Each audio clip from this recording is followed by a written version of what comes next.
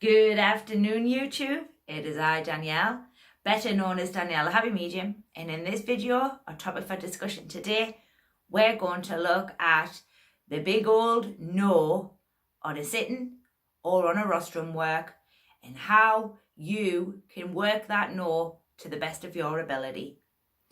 Many mediums, including myself and all the newbies that I have on all my workshops and any sort of demonstrations of mediumship that I see, the biggest fear that will get any medium going is a no when they're working with the spiritual world.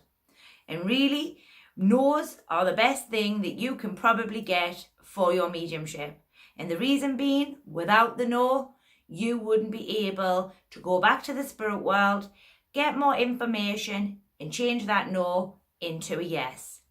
And unfortunately, I see a lot in the industry where no's are given, mediums skip over it and then bring another piece of information in instead of going back to the spirit world and asking a little bit more on a no.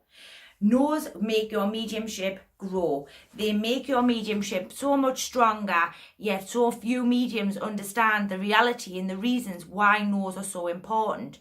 Me personally, I love a no. I didn't used to, but I do now, because I learned that through trusting in the fact that I could go back and ask a little bit more information, I could change that no into a yes.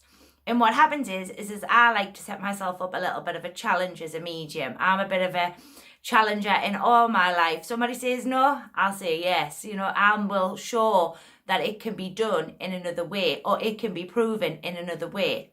The first thing with anything to do with your mediumship is always the intention.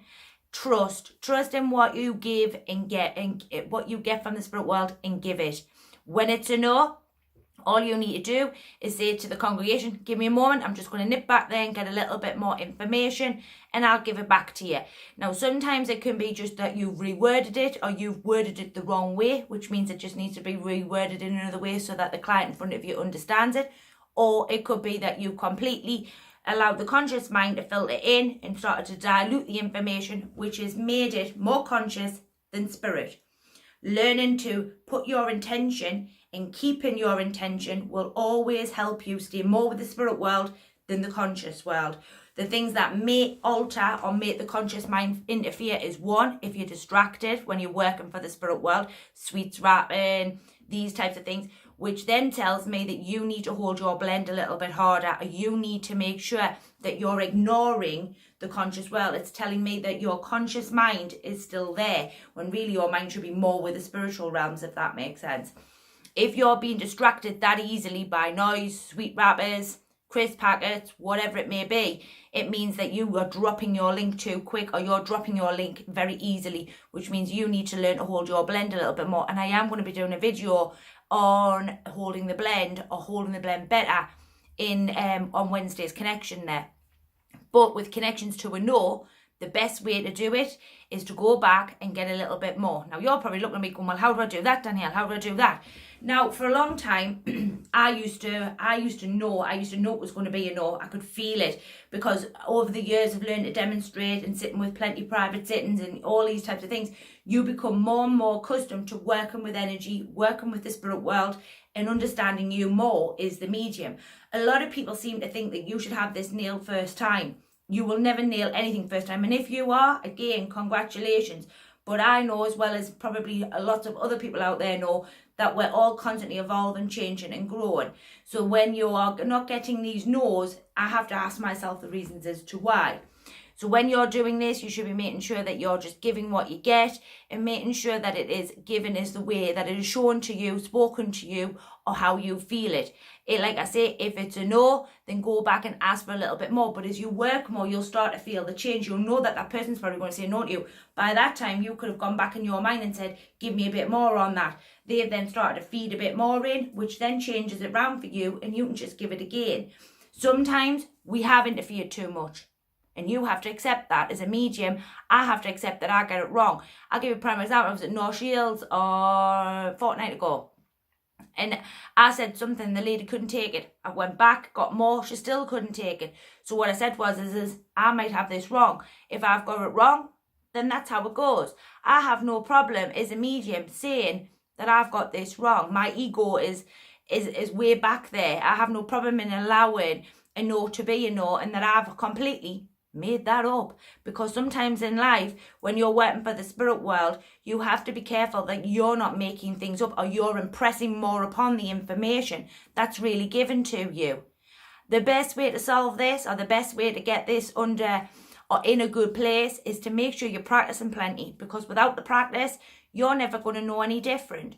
And if you don't know the difference, or you don't know the altered changes of the energy, or whether or not it feels right, sometimes when I'm working with energy, it'll like sort of bump. So if it's not quite right, or there's a bit more of me in there, it starts to shudder, or it'll feel like it's starting to like Morse code.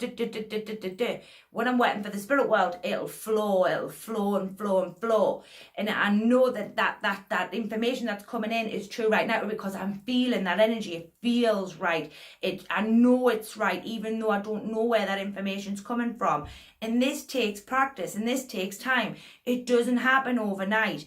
Even when I do get a note and I go back for more information, 9 times out of 10, my communicator's already feeding more in there to back me up. The spirit world want to back you up. They want to get their point across. They want to get the information over. So they're going to back me up. It's just that I've either added a couple of wrong words in, or I've said it in a way that my client doesn't understand. So learning to go back, get a bit more information, change your wording, can sometimes alter the yes, the no to a yes. It's just that you put your spin on it. And this is what I say to people when I mean by give what you get. With a no, don't be frightened of a no. Learn to work that no to the best of its ability. But always be mindful that sometimes you may have made it up. And the only way to change and alter that is to make sure you're practicing plenty out there, practicing plenty with your guides, playing the games. These types of things will help you build that trust. The intention that you put out there, stay with that intention. Making sure you're holding your blend. You're not half conscious, half spirit, which is half psychic, half medium. You should be full medium or full human. There is no in between here.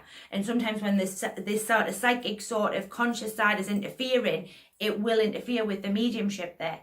So learning to make sure that your blend is strong, making sure you understand your energy and understanding the spirit world's energy will help you move down that path just a little bit more.